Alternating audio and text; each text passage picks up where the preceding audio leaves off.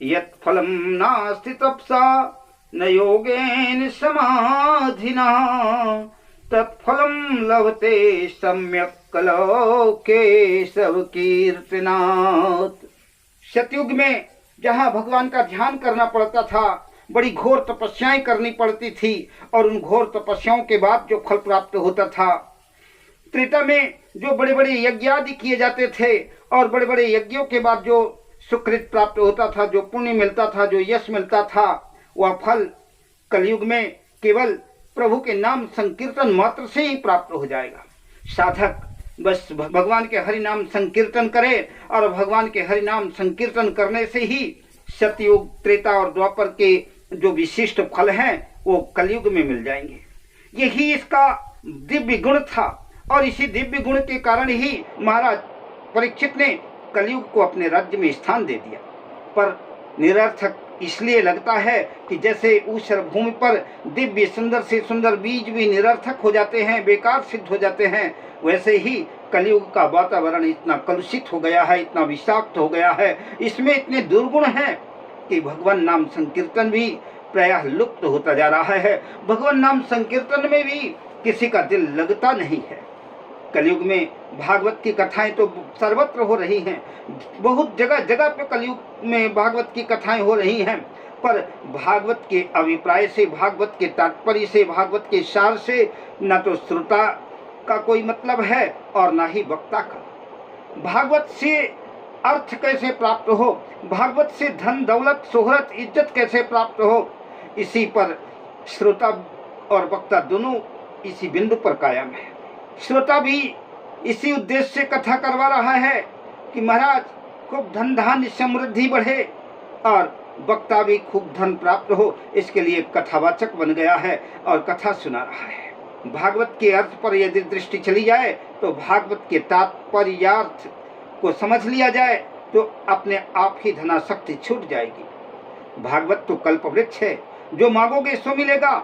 जो व्यापार बढ़िया चलाना चाहे तो उसका व्यापार खूब बढ़िया चलेगा। विद्वान वास्तव में भागवत के द्वारा अपना अर्थ सिद्ध करना चाहता है तो भगवान की कृपा से, हरि की कृपा से कोई भी ऐसा कथावाचक ही मिलेगा जो कि दरिद्र हो, जो भागवत की कल्प वृक्ष की छाया में बैठ करके निर्धन हो, ऐसा संभव ही नहीं है। परंतु भागवत के तात्पर्यार्थ को यदि कोई समझ ले तो वह परमहंस हो जाता है। सुखदेव जी जैसे निष्काम परमहंसों के यही परम धन है। यद वैष्णवानाम धनम, परमहंसों की यही पावन संगीता है। तुम्हारा लक्ष्य क्या है, तुम्हारा टारगेट क्या है, तुम्हारी इच्छा स्पृहा क्या है, उसी की पूर्ति करेगा। भक्ति मैया को इस प्रकार नारद जी समझा रहे हैं। भक्ति मैया गदगद होकर के बोली, नारद जी मेरे बड़े भाग्य हुए जो आपके दर्शन मुझे प्राप्त हो गए। धन्य है नारद जी जिसकी महिमा स्वयं भक्ति मैया गा रही हैं। जयति जगति मायां यस्य काया धवस्ते अवचन रचन में कम केवलम चाकलय अध्रुव पदमपि यातो अयत् कृपातो ध्रुवोऽयम् असकल कुशल पात्रम ब्रह्मपुत्रम नतास्मि। हे ब्रह्मा जी के मनस पुत्र नारद जी, आपकी जय हो। आपके एक वचन पर निष्ठा करके कयाधु नंदन प्रहलाद भक्ति के परमाचार्य बन गए। आपके अनुग्रह को प्राप्त करके ध्रुव जी महाराज जो 5 वर्ष की अवस्था में ही साक्षात भगवान को प्रकट करने में समर्थ हो गए, आज ध्रुव लोक में जो चमक रहे हैं। बाबा मेरे बालकों पर भी कृपा दृष्टि डालो। नारद जी बोले, माता जी आप इतनी दुखी क्यों हो रही हैं? अरे जिन प्रभु ने कौरवों की कुत्सित सभा के बीच से द्रौपदी की रक्षा की, वे भगवान श्री कृष्ण आज भी हमारे मध्य विराजमान है। भगवान श्री कृष्ण कहीं चले थोड़े ही गए हैं, वो आज भी भक्तों के हृदय में हैं। इसलिए आपको किसी भी प्रकार की चिंता करने की आवश्यकता नहीं है। श्री कृष्ण चरणाम भोजम स्मरम दुखम गमिष्यति। आप तो गोविंद के पाद्म पद्मों का स्मरण करो, दुख अपने आप ही भाग जाएगा। हरे स्मृते सर्व विपद विमोक्षणम। गोविंद की स्मृति सारी विपत्तियों से अपने आप ही मुक्ति दिला देती है। इसलिए माता जी गोविंद के चरण कमलों का ध्यान करो। देवर्षि नारद जी ने समझाया, आप तो गोविंद के चरण कमलों का ध्यान करो, दुख अपने आप ही भाग जाएगा। फिर भी आप उनकी प्राण बल्लभा हो, उनकी प्रियतमा हो। आप जहां जब बुलाओ प्रभु तो दौड़े चले आएंगे, चाहे वह कैसा भी घर हो, कितना भी पतित घर हो।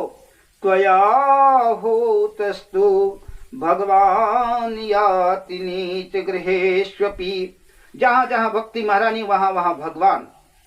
चाहे वह ब्याज का घर हो, चाहे वह बहेलिया का घर हो, चाहे रैदास का घर हो, चाहे मीरा का घर हो, घर किसी का भी हो, चाहे गजेंद्र का हृदय हो, बानर भालू का हृदय हो, भक्ति जहां है वहां भगवान आए बिना रह नहीं पाते। प्रेतम प्रभु अपनी प्राण बल्लभा के पीछे लगे रहते हैं। इसी प्रकार भक्ति की बड़ी महिमा नारद जी ने गाई। अब नारद जी ज्ञान और वैराग्य को स्वस्थ करने का प्रयास करने लगे। ज्ञान और वैराग्य के पास आकर के देवर्षि नारद बड़े बड़े दिव्य वेद मंत्रों के माध्यम से वेद पाठ करने लगे। चारों वेद सुनाई सुनाई सुना दिए, पर लाभ नहीं हुआ। उपनिषदों का पाठ किया, फिर भी लाभ नहीं हुआ।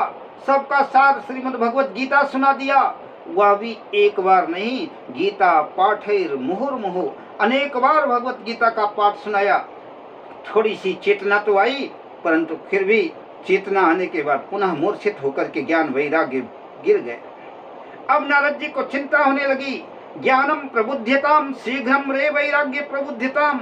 अरे ज्ञान खड़े हो जाओ, वैराग्य सावधान हो जाओ। बहुत प्रयत्न करने पर भी जब भी कोई लाभ नहीं दिखा तो नारद जी को चिंता हो उठी। अब क्या करूं? मेरे पास जितने भी उपाय थे सबके सब उपाय कर डाले, अब कौन सा प्रयत्न करना चाहिए? तभी आकाशवाणी हुई।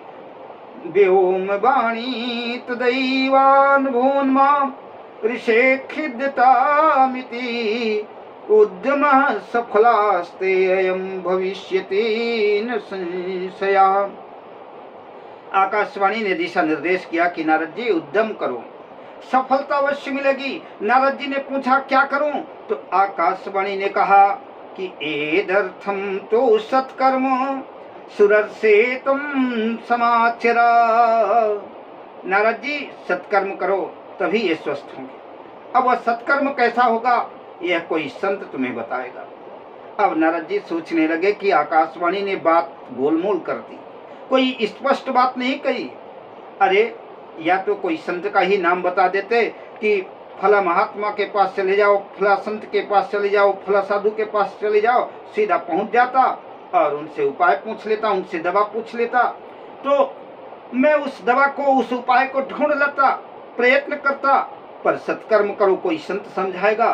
दोनों बातें गोलमोल हो गई। जो उपनिषद और गीता पाठ सुना रहा था, क्या यह सत्कर्म नहीं था?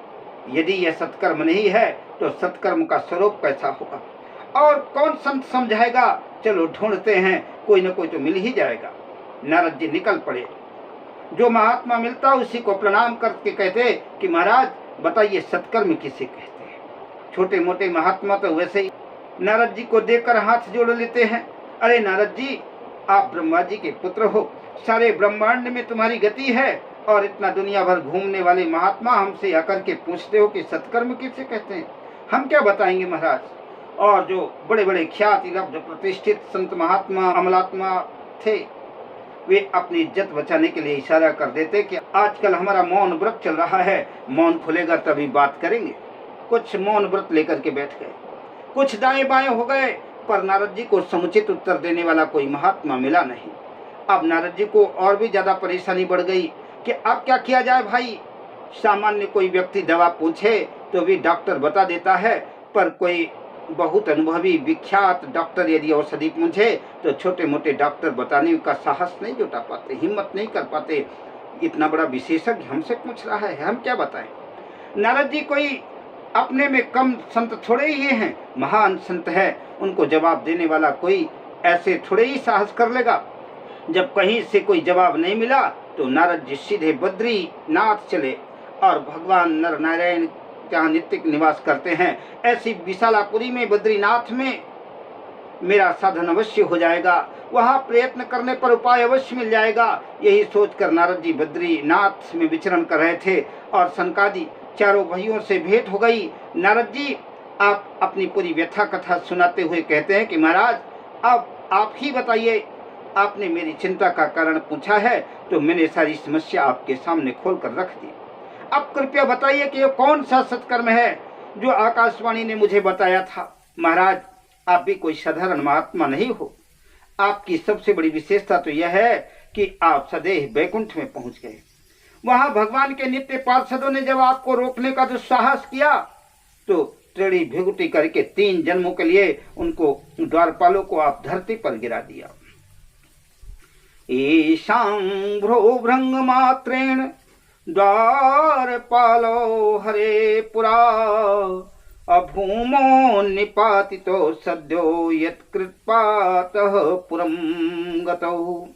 भृगुटी तीर्णी करने से भगवान के नित्य पार्षद नीचे गिर गए और आपकी कृपा से फिर भी पुनः अपने स्थान पर पहुंचे। यह आपकी प्रतिभा है, यह आपकी तपस्या है। प्रत्यक्ष आपके जीवन में उस तपस्या का यही प्रभाव है। 24 घंटे हरि शरणम हरि शरणम हरि शरणम हरि शरणम मंत्र का नित्य निरंतर जाप करते रहते हैं। श्री मुख में यह ध्वनि चलती ही रहती है, जरा आयुष्मान बाध्यते। आपको कभी बुढ़ापा आता ही नहीं। पूर्वजों के भी पूर्वज होने पर भी आप 5 साल के, कभी 6 साल के हुए ही नहीं। काल गति आपको प्रभावित नहीं कर पाती, इसलिए आप जैसे संत और कहाँ होंगे। कृपया मुझे आप बताइए कि वह सत्कर्म कौन सा है जो आकाशवाणी ने मुझे बताया था। चारों भैया मुस्कुराते हुए बोले, नारद जी, मात्र इतनी छोटी सी बात को लेकर के तुम इतने परेशान हो। बिल्कुल चिंता त्याग दो, समाधान हमारे पास है। माँ चिंता कुरु देवर्षे हर्ष चित्ते समावह उपायम सुख साध्यो अत्र वर्तते पूर्वे भी। सनकादियों ने कहा कि जो सत्कर्म आकाशवाणी ने कहा वह कोई और नहीं बल्कि श्रीमद्भागवतालापा सातु गीतः सुकादि भी। सुखदेव जी जैसे परमहंसों के श्री मुख से गाया हुआ वह मधुर गीत श्रीमद्भागवत ही दिव्य महाऔषधि है, जिसका पान करते ही ज्ञान और वैराग्य की वृद्धावस्था दूर हो जाएगी और नव यौवन होकर के अपनी मैया के साथ नाचने लगेंगे।